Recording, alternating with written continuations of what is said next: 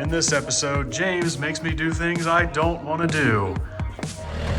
So if you think what we've done up until now is redneck, this is going to take the cake.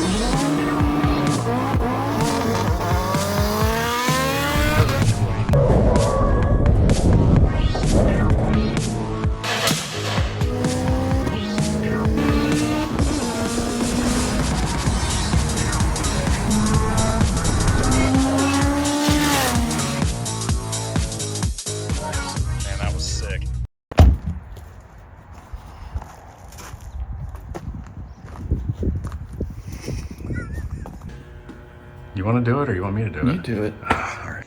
Okay, so we're out here at the campground, and James and Dan came out here after I was out here last and took the top end of the engine off, and we're left with this. The short block. There's all the stuff over here that's not a problem, has always been a problem, will continue to be a problem, and the eBay turbo, for some reason, has never been a problem. It's unbelievable. Have we been running that same turbo this whole time? Whole time.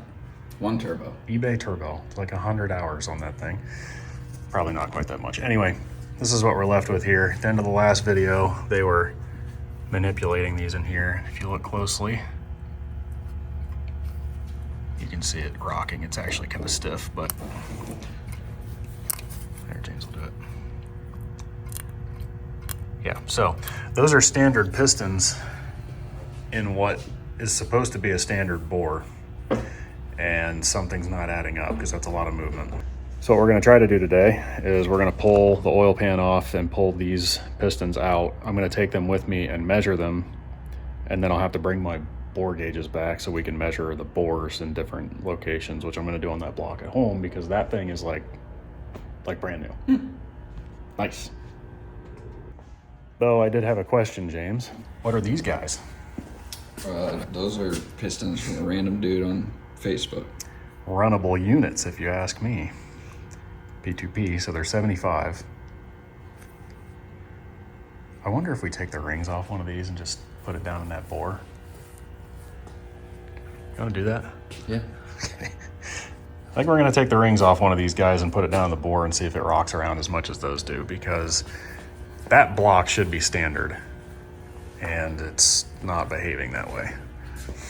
Yeah. All right. We need to trim it out a little bit. Get this thing at TDC. Oh, too far. So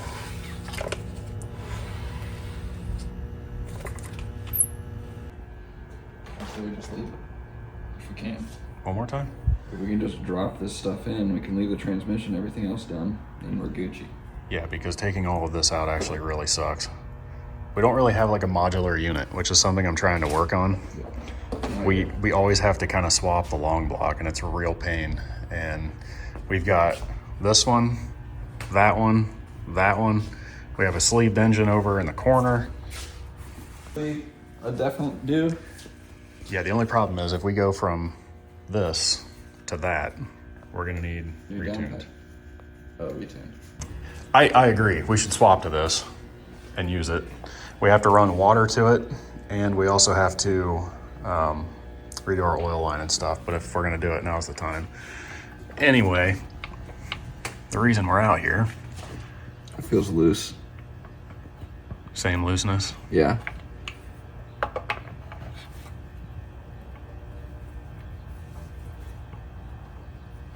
It only feels loose in that direction. That's the one that matters, though. Right. I have a box of forged 75.5s at the house. I could bring them out here and we could check them in there, but it's weird that the calipers, granted I know they weren't super reliable, said that this was a 75 flat, right? Yeah, but he was limited on the, oh, there you go. Well, now that seems a little loose.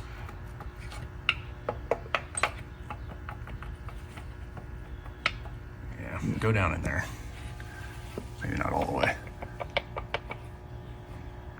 Does that look like a 1/2 mil gap on the side of that thing to you? All right. Hold on. Was this block board? It's like, there's a chamfer here, so I can't really tell. There's a chamfer on that lip. Yeah, that's true.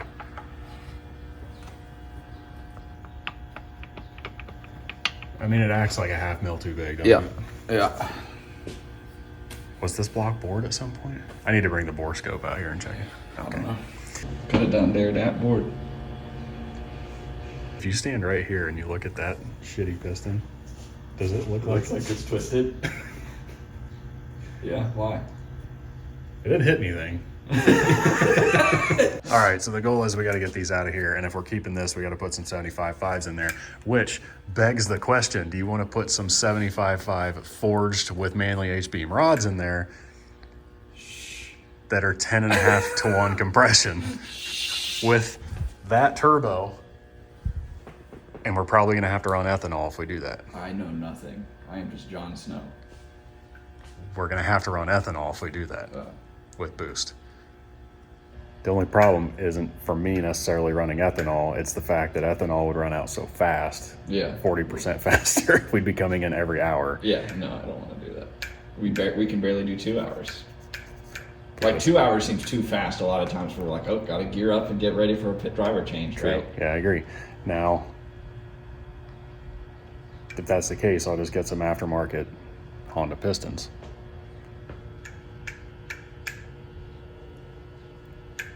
Then we'll just run the factory rods and stuff, yeah. Because if we go 10.5 to 1 compression and put boost on it, we're running ethanol. We can't. I can already hear people in the comments. You can run ethanol, or you can run 93 with that low boost. Not at full throttle for 48 hours. You can't, or 24 hours. Anyway, so we get these out of here. We get some 75.5s. I'll bring the forged ones out here and see how they fit.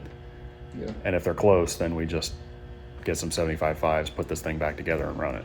Now that we've got our thoughts straightened up and we can talk, James has to do takes. So, the only thing I want to do, 2 things.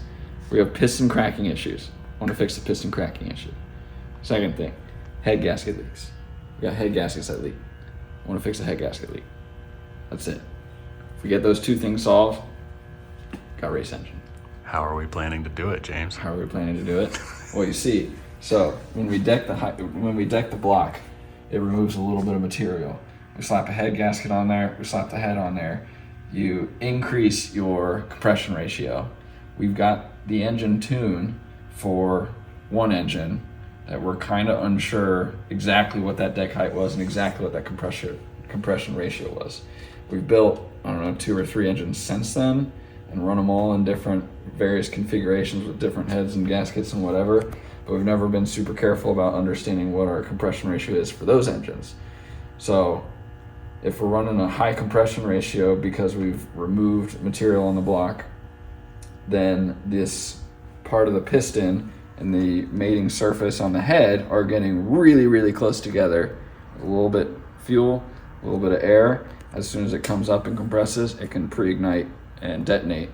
And we don't have a knock sensor, so we can't check and see if we're actually detonating. So we think we're detonating, but we're not positive. Detonation right on that area, that's exactly where we see the cracks. And if we review some playback tape of some sort, we could probably find photos of where our head gaskets are leaking, but they're leaking on those edges as well.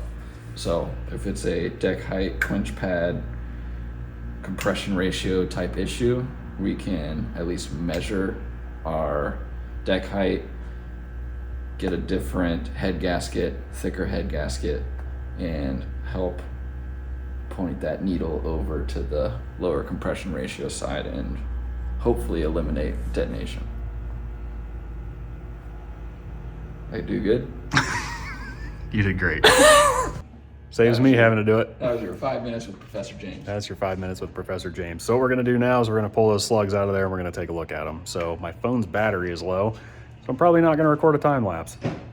All right, while James gets the tools ready, basically the point of this video is we're trying to confirm this block and make sure we got the right pistons in it, which we clearly right now don't, but we don't know what this bore is.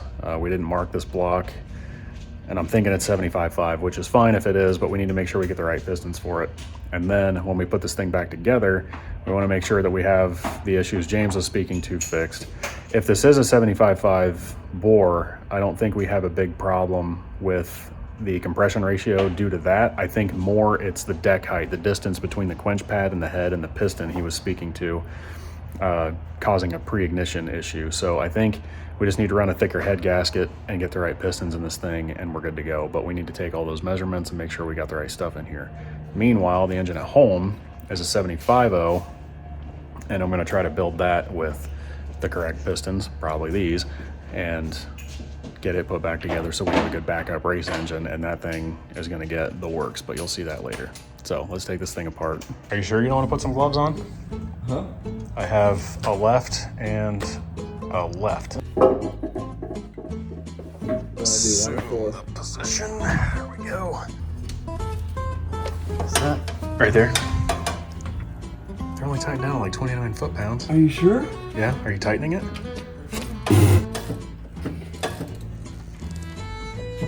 That seems like it's really in there. We keep hitting stuff. We try hard not to. Yep. Right there. Good Lord. We should put on these. I don't know. Freaking high for what I'm doing. Hey, this is a family channel. It's freaking high for what I'm doing. It's all right, you're doing great.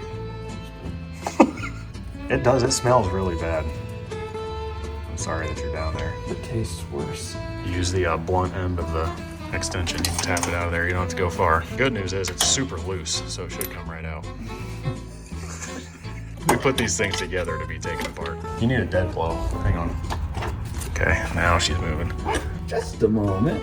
All right, there's one. I didn't really think through where to sit this. One down, not recording the next three. See you in a minute. I can't. There's something we're not sure of happening to a goat next door.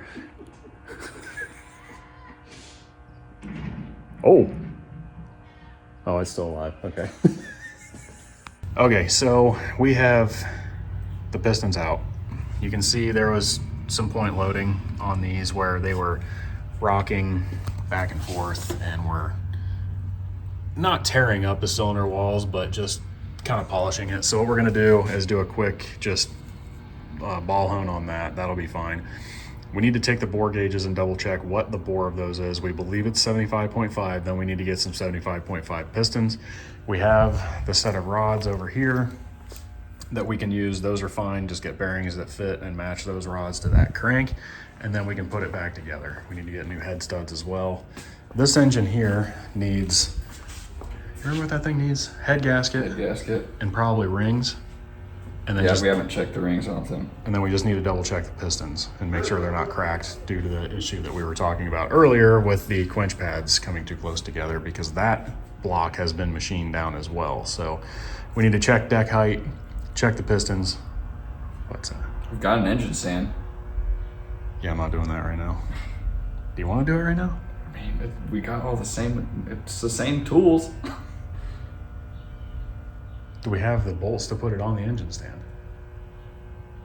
I don't know that we have those bolts. Well, Pilot bolts right there. Did I sign you up for more work you don't want to do? those are mount bolts. Those won't work. But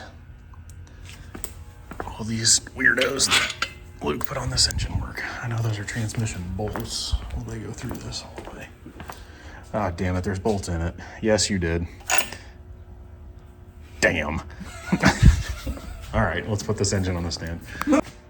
All right, so aside from what we came out here to do to this engine, we got the pistons and stuff out of this one, and we decided to make an even bigger mess than we've already created. And we put this one on the stand to take the... Huh? I'm trying not to create a mess. We've made a huge mess. So we got this engine on the stand. This was the motor that we took out of the car at Mid-Ohio before we put that one in. We're gonna see if the pistons are okay. We think they are, but we just wanna double check. And we wanna understand what the cylinder wall condition is and everything, because this is a really good block, and we'll probably rebuild this one as well. So I think after this is said and done, we'll have 3 engines, right? Yeah. So 4, yeah, because we have this one too. This one's fully extra, fully built. So anyway, we're gonna see what's going on with this one and why it got tired at the last race.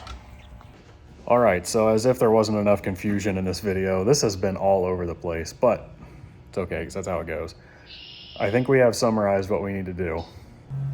So in summary, we've got that engine in the car. We need to confirm bore, get the proper pistons, get the right size head gasket, and put that back together, and that'll be a super fresh, good engine. This one that we just took apart It's actually in really good shape. Pistons aren't cracked and the bearings all look good. Honestly, we could probably slap that thing back together with some good aftermarket Mahle rings, whatever, Mahle, whatever, M-A-H-L-E rings, and be in pretty good shape with this one. The head is over on that shelf right now, and it's in really good shape too, so we could put that back on there with the right size head gasket, confirm all of our measurements and everything, and rip this one again. So I think that's what we do, right, James? We just get a set of rings and head gasket for this one? I mean, it's in good shape. Everything is in good shape except the head gasket failed. Yeah. So as long as we prevent the head gasket from failing again, that's the only issue with rebuilding this one. Yeah, so we need to have that decked while it's torn down. Yeah. So maybe I take that one home, tear it down all the way, and then take it to M&M and have him deck it. Mm-hmm. Then he can tell us how much he decked off of it, and then we can make sure we put in a head gasket that compensates for that. Yeah. I think that's what we do. And then the engine I have at home is basically what's in front of me. It's just a block with mains on it. I can confirm all the measurements on that one and maybe build us like an OE plus spec where I check the bores of the mains and everything and the main ODs on the crank and stuff like that, and maybe get some like aftermarket stuff to put in there as far as like bearings and stuff. But to meet the rules, we have to stay as stock as possible, if not completely stock. So that's what we're trying to do. But it's becoming slowly and increasingly more frustrating because stuff like this keeps happening. However, we may have the countermeasure here. So we're going to give this a try, see what happens, and then we're going to go from there.